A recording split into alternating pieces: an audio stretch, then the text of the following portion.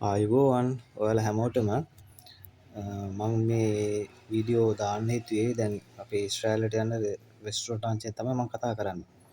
අපි දැන් රෙස්ටුරන්ට් අංශ අවන්හල් අංශය අපි දැන් ඊශ්‍රායලට යන ගොඩාක් අපේ කොල්ලෝ මේකට ගොඩාක් කැමැත්ත දක්වනවානේ. ඒ සම්බන්ධව මම මුලින් ඉඳන් විස්තර කියන්න තමයි මම මේ channel එක පටන් ගත්තේ. මොකද මමත් මේකට ඇප්ලයි කරලා දැන් මේ ඉන්න ගමන් මම ඔයාලට මගේ දැන් විස්තර ටිකත් එක්ක මම කියාගෙන යන්න. මෙහෙමයි පළවෙනි ඉන්ටර්විව් එක කරන්නේ. දැන් විදේශයකින් ගැසට් කරනවානේ. මෙහෙමයි ඊට පස්සේ ඉන්ටර්නෙට් එකේ දාලා තිනවනේ. ඒ විස්තර අපිට හොයාගෙන ඉතින් කොහොම හරි අපිට හම්බ වෙනවනේ සෝෂල් මීඩියා වල යාළුවෙන්ගෙනුයි. එහෙම අපිට විස්තර හම්බුනහම අපි ඒ ඉන්ටර්නෙට් එකේ තියෙන මේ ඇප්ලිකේෂන් එක පෙරෙව්වහම අපිට ඊට පස්සේ ඉන්ටර්විව් එකක් එනවා පළාතේ තියෙන මේ විදේශ සේවා නියුක්ති මේ කාර්යාංශයේ උපකාර්යාලයකින්. අපි ඒ අර ෆෝම් එකේ පුරවද්දී අපි ෆෝම් පුරවන අනිවාර්යෙන් පාස්පෝර්ට් එක හදලා තියෙන්න ඕනේ. පාස්පෝර්ට් එක නැතුව කිසි දෙයක් කරන්න බෑ. පාස්පෝර්ට් එක අනිවාර්ය එකක්. ඊට පස්සේ ඒකට දාන මොබයිල් නම්බර් එක ඒ කියන්නේ දිගටම වෙනස් කරන්න නැති මොබයිල් නම්බර් එකක් දාන්න ඕනේ. මොකද අපි ඊශ්‍රායලට යනකම්ම ඉතින් අපිට මැසේජ් කෝල් එන්නේ ඒ අපි දෙන ෆෝන් නම්බර් එකට. ඊට පස්සේ අපිට ඊට පස්සේ මැසේජ් එකක් එනවා මෙහෙමයි මේ පළාතේ තියෙන ඒ උපකාර්යාලයට මේ දිනේට මේ වාගේ තියෙන සහතිකත් අරගෙන එන්න කියලා. මේ සහතික අර යද්දි කෝස් කරලා තියෙනවා නම් රෙස්ටුරන්ට් කෝස් කරලා තියෙන සහතික ඊට පස්සේ අයිඩෙන්ටිටි නම්බර නම් ඒ සහතික ටික නෝමලි දන්නවනේ. සහතික ටික අරන් යන්න ඕනේ. ඊට පස්සේ ඔයා ඇමරිකාවල ඉන්නවා නම් මොකද විවාහ සහතිකේ මේ වයිෆ්ගේ ID එකේ කොපි එකකුත් අරන් යන්න.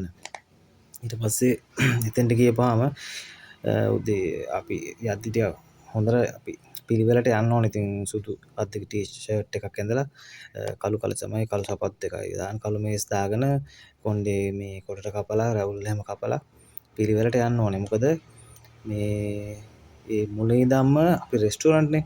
ඒ කියන්නේ මුල ඉන්ටර්විව් එකේ ඉඳන් අන්තිම ඉන්ටර්විව් එක දක්වාත් අපි ඊශ්‍රායලට යනකම්ම අපේ තියෙන පිළිවෙල බලනවා ඒ කට්ටිය. මොකද ඒක විදේශ සේවා නිකුති කාර්යාංශයෙන් ප්‍රධාන වශයෙන්ම බලන දෙයක්. ඒකින්ද අපි ගොඩාක් සැලකිලිමත් වෙන්න ඕනේ අපේ අපියරන්ස් එක ගැන. ඒක තමයි ප්‍රධාන දේ. මොකද අපි රෙස්ටුරන්ට් අංශයෙන් යන්නේ අවන්හල්නේ. හරි. දැන් අපි එදා එන්න කියන දිනයට අපි උදේ යනවා. හරි.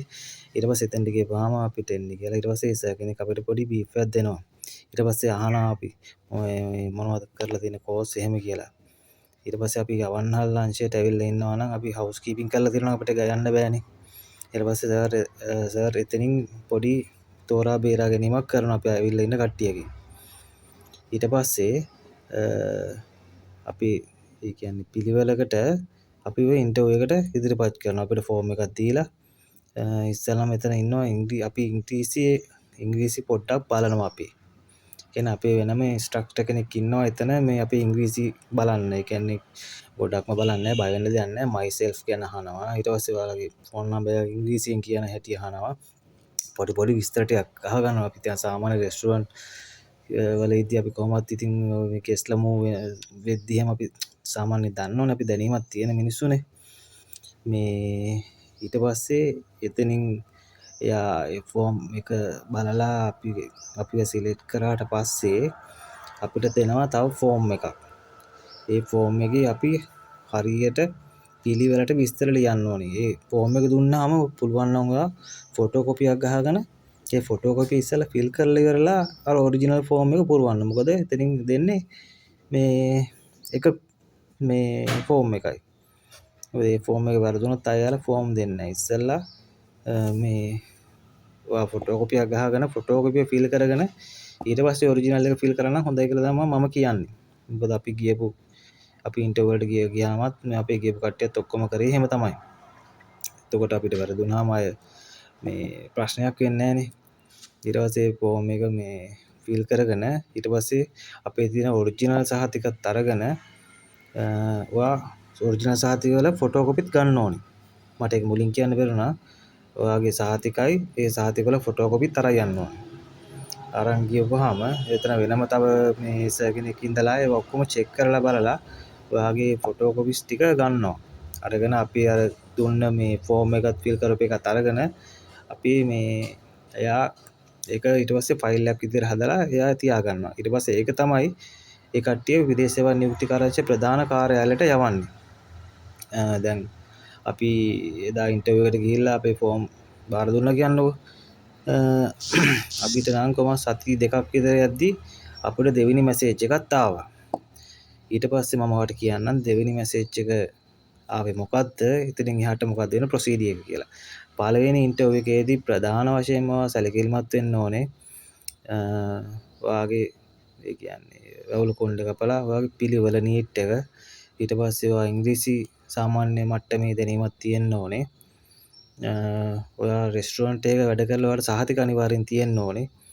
හොර සහතික නම් අරන් යන්න එපා. ඒවා කොහොමද අන්තිමටම ඔයාලට ප්‍රශ්නයක් එනවා. ඔයාලට ඒවා එතකොට නැති කරන්නේ තව ළමයෙක්ගේ කොල්ලෙක්ගේ තියෙන හීනයක් තමයි. එහෙම කරන්න එපා. ඔයා අනිවාර්යෙන් රෙස්ටුරන්ට් එකක වැඩ කරලා වැඩ දන්න කෙනෙක් නම් ඔයා මේකට ඇප්ලයි කරලා යන්න. මොකද දැන් ඔයා බැරිලා දිගටම ඉන්ටර්විව් පාස් වෙලා ඉස්රායල් ගියා කියන්නකෝ.